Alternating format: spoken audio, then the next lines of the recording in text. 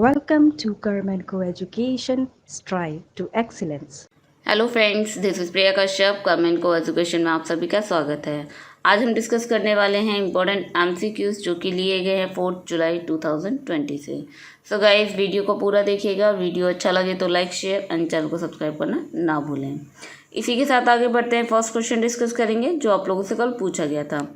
Question था, Indian oil corporation limited के अध्यक्ष का पदभार हाल ही में किसने संभाल लिया है? ऑप्शन थे श्रीकांत माधव वैद्य, राहुल प्रसाद, अनिल सचदेवा या अनमोल सिन्हा। और जो इसका करेक्ट आंसर था वो था श्रीकांत माधव वैद्य। ए इसका फर्स्ट करेक्ट आंसर था। इसी के साथ आगे बढ़ते हैं। डिटेल्स एक बार चेक कर लेते हैं। डिटेल्स जैसे कि देख पाएंगे, श्रीकांत माधव वैद्य ने देश की सबसे बड़ी petroleum company Indian oil corporation limited के चेयरमैन का जो कार्यभार है वो संभाल लिया है। और उनसे पहले इस स्थान पे जो नियुक्त थे वो संजीव सिंह जी थे। और संजीव सिंह जी ने 30 जून 2020 को उनका रिटायर हुआ, जिनके स्थान पर श्रीकांत माधव जी को नियुक्त किया गया है। और कंपनी जो है इंडियन ऑयल कॉरपोरेशन लिमिटेड ने अपनी जानकारी देते हुए यह भी कहा है कि जो वैद्य इंडियन ऑयल के चेयरमैन होने के साथ साथ ही चेन्नई पेट्रोलियम कॉरपोरेशन लिमिटेड और इंडियन ऑयल टैंकिंग लिमिटेड के भी चेयरमैन होंगे। चेयरमैन बनने से पहले श्रीकांत माधव जी जो है कंपनी के निदेशक मंडल के निदेशक के तौर पर अक्टूबर 2019 से भी काम कर रहे थे। इससे पहले जो वर्क कर रहे थे कंपनी के निदेशक मंडल के निदेशक के तौर पर, वे अक्टूबर 2019 से काम भी कर रहे थे। इसी के साथ आगे बढ़ते हैं। फर्स्ट क्वेश्चन डिस्कस करेंगे आज का। फर्स्ट क्वेश्चन है, हाल ही में गंगोत्री राष्ट्रीय उद्यान में सड़कों के विकास हेतु किस राज्य वन्य जीव सलाहकार बोर्ड ने वन भूमि के हस्तांतरण वाले प्रस्तावों को मंजूरी दे दी है? ऑप्शन थे उत्तराखंड, बिहार, पंजाब या गुजरात। और जो इसका करेक्ट आंसर है वो है ए, उत्तराखंड। एक बार डिटेल्स देख लेते हैं।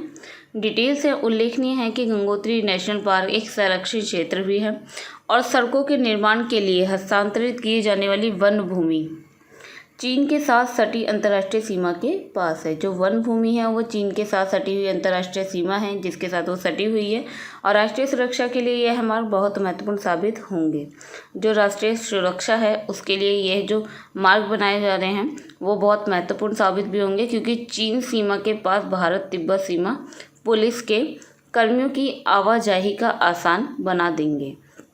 और गंगोत्री नेशनल पार्क का जो साल 1989 में स्थापित किया गया था और यह उत्तराखंड के उत्तरकाशी जिले में भागीरथी नदी के ऊपर जलग्रहण के क्षेत्र में स्थित है। इसी के साथ एक बार मैप देख लेते हैं। मैप में जैसे कि देख पाएंगे उत्तराखंड आप यहाँ पर स्थित हैं और ये स्टेट जो बना था ये 9 नवंबर 2000 में बना था, जब ये आपका उत्तर प्रदेश से अलग हुआ था। और जो यहाँ के गवर्नर हैं वो बेबी रानी मौर्य हैं।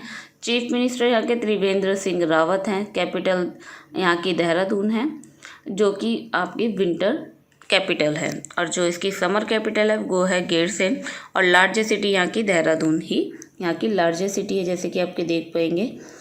और ये अपना जो बॉर्डर शेयर करता है यहाँ पे देख पाएंगे हिमाचल प्रदेश, हरियाणा, उत्तर प्रदेश और इंटरनेशनल में देखा जाए तो चाइना और नेपाल से भी अपना बॉर्डर शेयर करता है।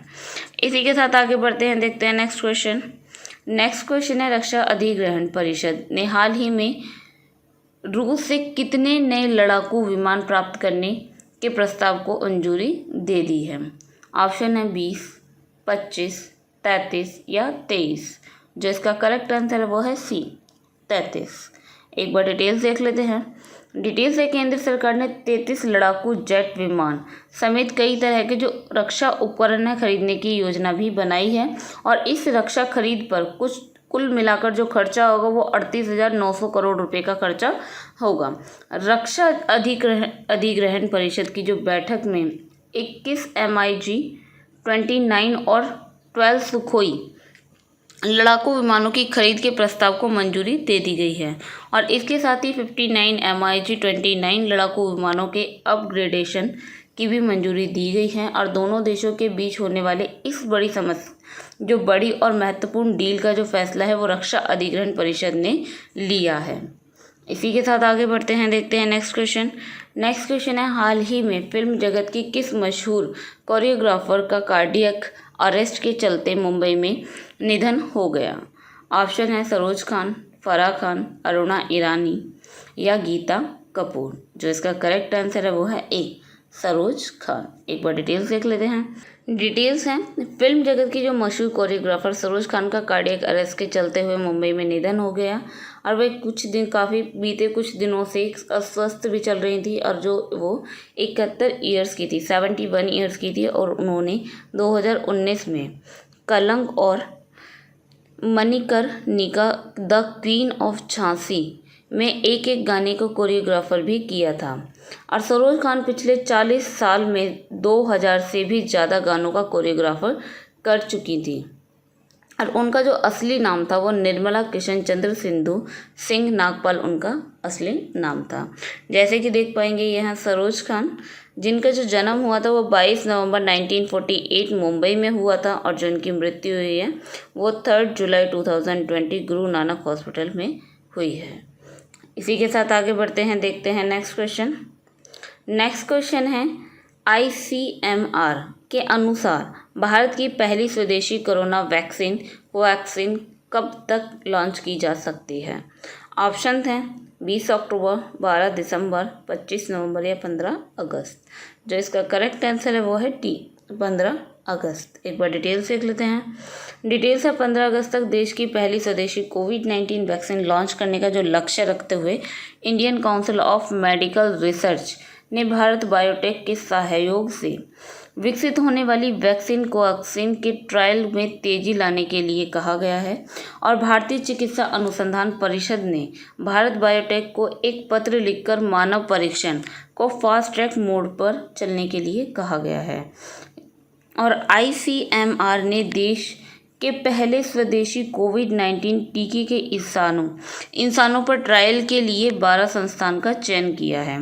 जो ICMR है उन्होंने देश में पहले स्वदेशी कोविड-19 टीके जो हमारे स्वदेशी कोविड-19 टीके का है इंसानों पर ट्रायल करने के लिए 12 संस्थानों का चयन किया गया है और इनमें जो संस्थान हैं वो हैं संस्थान उड़ीसा, जबकि अन्य जो है विशाखापट्टनम जो है फर्स्ट जो है उड़ीसा, विशाखापट्टनम, रोहतक, नई दिल्ली, पटना, बेलगाम जो कि कर्नाटक में स्थित है और नागपुर, गोरखपुर, कट्टानकुलतुर जो कि तमिलनाडु में स्थित है और हैदराबाद, आर्यनगर, कानपुर जो कि उत्तर प्रदेश में और गोवा में स्थित हैं जो इसके अन्य संस्थान हैं।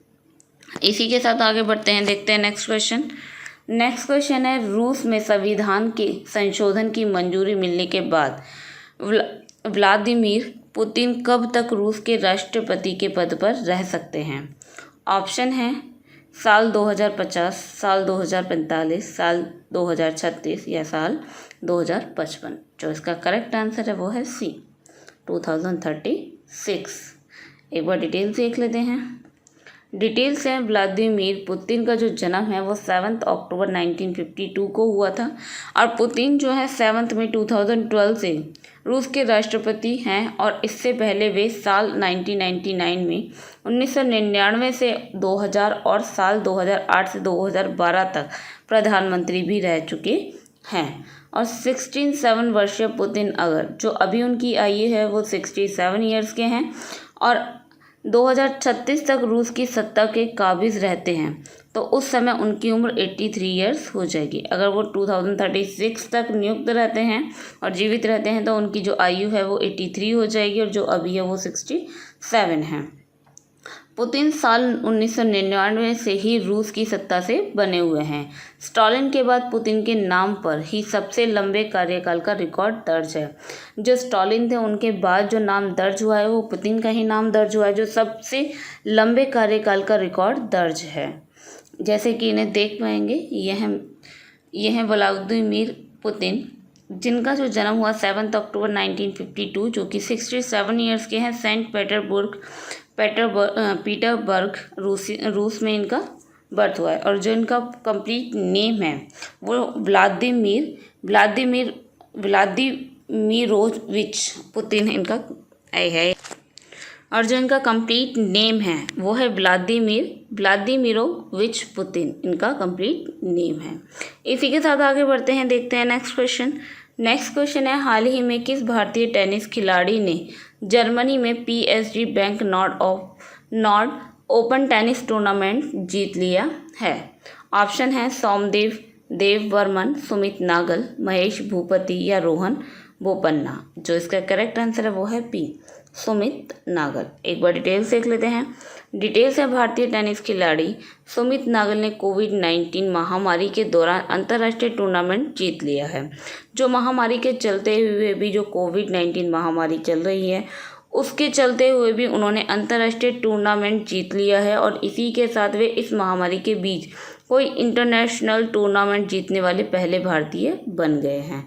और उन्होंने जर्मनी में PSG bank Nord open clay court tournament के फाइनल्स में दूसरे वरीय मेजबान खिलाड़ी डेनियल मसूर को 6-1 और 6-3 से हरा दिया है। और सुमित नागल वर्तमान में 127 नंबर के साथ भारत के सर्वोच्च रैंक वाले एकल खिलाड़ी भी बन चुके हैं। जैसे कि इन्हें देख पाएंगे, ये हैं सुमित नागल। जो इनका बर्थ हुआ है वो 16 अगस्त 1997 में, और ये झज्जर में इनका बर्थ हुआ है। इसी के साथ आगे बढ़ते हैं, देखते हैं नेक्स्ट क्वेश्चन। नेक्स्ट क्वेश्चन है, अमेरिकी कंपनी इंटेल कैपिटल ने हाल ही में भारत के रिलायंस इंडस्ट्री समूह की दूरसंचार एवं डिजिटल प्लेटफॉर्म सेवा कंपनी जियो प्लेटफॉर्म्स में कितने प्रतिशत हिस्सेदारी खरीदने की घोषणा की है? ऑप्शन है 1.39%, 2.39%, 0.39% या 0.79%। जो इसका करेक्ट आंसर है वो है सी, 0.39%। एक बार डिटेल्स देख लेते हैं।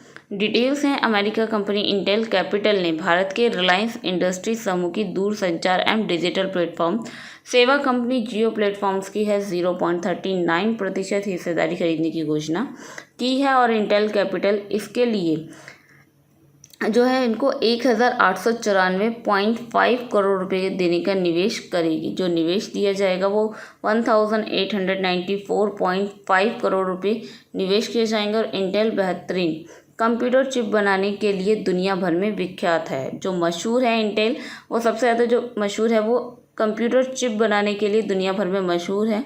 और इंटेल कैपिटल ऐसी 12वीं कंपनी है जिसने भारत में दूरसंचार एवं डिजिटल सेवा बाजार में तेज़ी से उभरी जियो प्लेटफॉर्म्स में हाल ही में निवेश किया है। इंटेल एक ऐसी कंपनी है जो कि दूरसंचार एवं डिजिटल में सेवा बाजार में जो वो तेज़ी से उभरी थी, और अब प्लेटफॉर्म्स में जो है हाल ही में वे निवेश करने वाली है जियो में। इसी के साथ जैसे कि देख पाएंगे, यह है इंटेल। जो इसका CEO है वो बॉब स्वान है। फाउंड की गई थी 18 जुलाई 1968 mountain view California United state में ये फाउंड की गई थी। जो इसका हेडक्वार्टर है वो संता क्लारा कैलिफोर्निया यूनाइटेड स्टेट में है। और जो फाउंडर्स हैं मिस्टर रॉबर्ट एंड गॉर्डन इसके जो हैं फाउंडर्स हैं। इसी के साथ आगे बढ़ते हैं, देखते हैं नेक्स्ट क्वेश्चन। नेक्स्ट क्वेश्चन है, हाल ही में किस बैंक ने देश भर के किसानों के लिए ई-किसान धन ऐप लॉन्च की है? ऑप्शन है HDFC बैंक, SBI बैंक, देना बैंक या PNB बैंक। जो करेक्ट आंसर है वो है ए, HDFC बैंक। एक बार डिटेल्स देख लेते हैं। डिटेल्स हैं, HDFC बैंक ने देश भर के किसानों के लिए ई-किसान धन ऐप लॉन्च की है। किसान अपने मोबाइल फ़ोन के जरिए बैंकिंग और कृषि दोनों सेवाओं का उपयोग करने में सक्षम होंगे। इस ऐप के द्वारा क्या होगा, जो किसान हैं वो अपने एंड्रॉयड फ़ोन के थ्रू जो है बैंकिंग और कृषि दोनों सेवाओं का उपयोग करने में सक्षम रहेंगे। और ई-किसान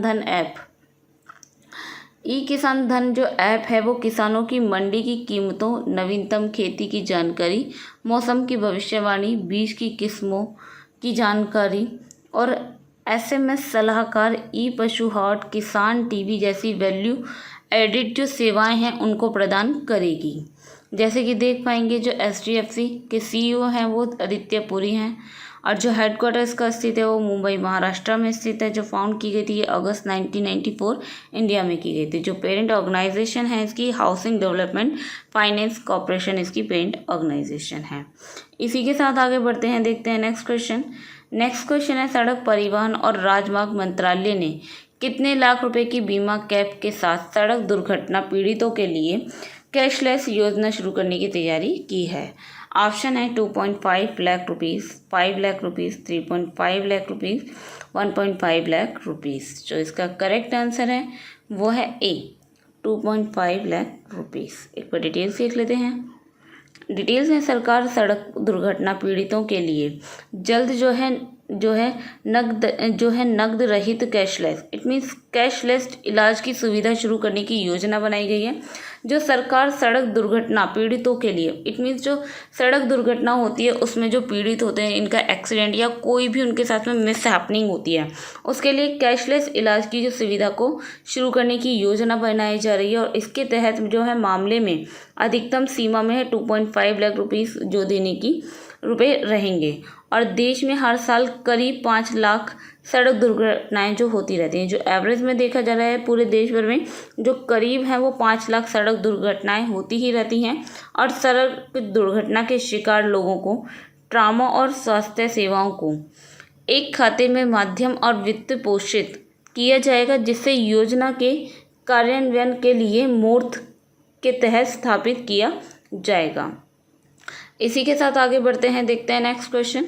नेक्स्ट क्वेश्चन है, इंडिगो ने हाल ही में कहा है कि 2020 के अंत तक डॉक्टरों और नर्सों को हवाई किराए पर कितने प्रतिशत की छूट देगी? ऑप्शन है 40%, 25%, 55% या 10%। और ये था हमारा आज का लास्ट क्वेश्चन।